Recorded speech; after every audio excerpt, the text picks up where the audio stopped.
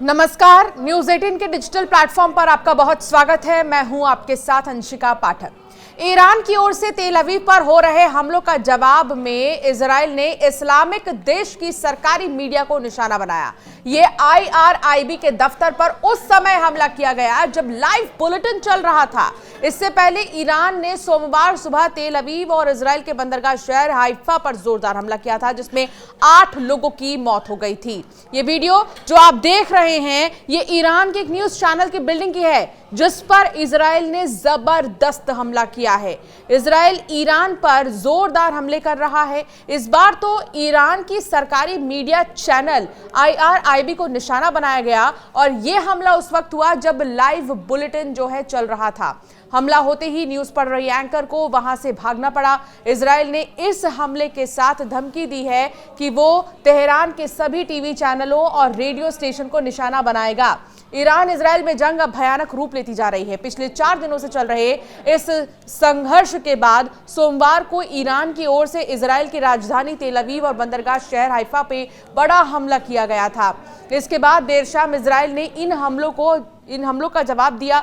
Israel की ओर से Tehran पर ताबड़तोड़ हमले किए गए हैं। इसी हमलों की जद में ईरान के सरकारी मीडिया IRIB के दफ्तर का भी एक जो वीडियो है वो सामने आया है, जहां धमाका किया गया। धमाके से पहले स्टूडियो में बैठी एंकर न्यूज पढ़ रही थी। धमाका होते ही उसे वहां से भागना पड़ गया।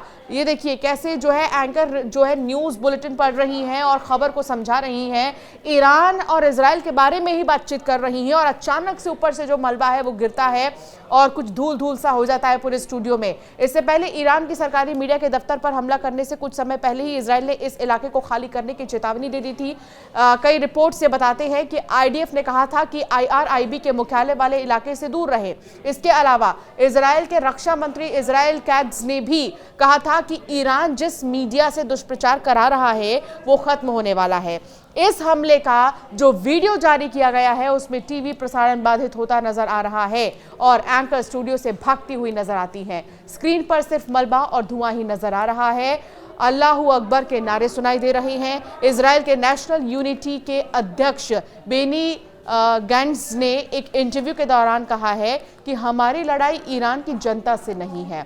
हम उस शासन के खिलाफ युद्ध लड़ रहे हैं जो हमें खत्म करना चाहता है। उन्होंने कहा कि ईरानी लोग समृद्ध इतिहास और विशिष्ट संस्कृति वाले लोग हैं। मुझे उम्मीद है कि वो दिन आएगा जब यहूदी लोग और ईरानी लोग मित्रता और समृद्धि के साथ एक साथ रह सकेंगे।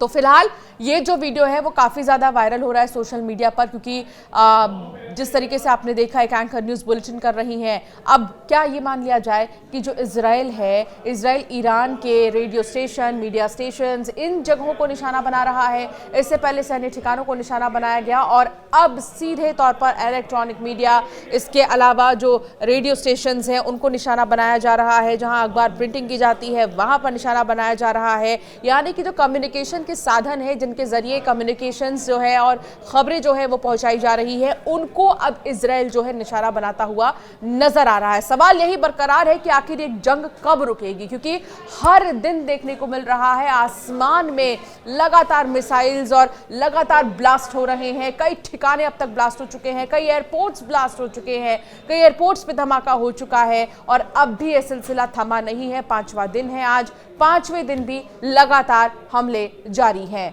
आपका क्या मानना है इस पर हमें जरूर कमेंट कर बताएं।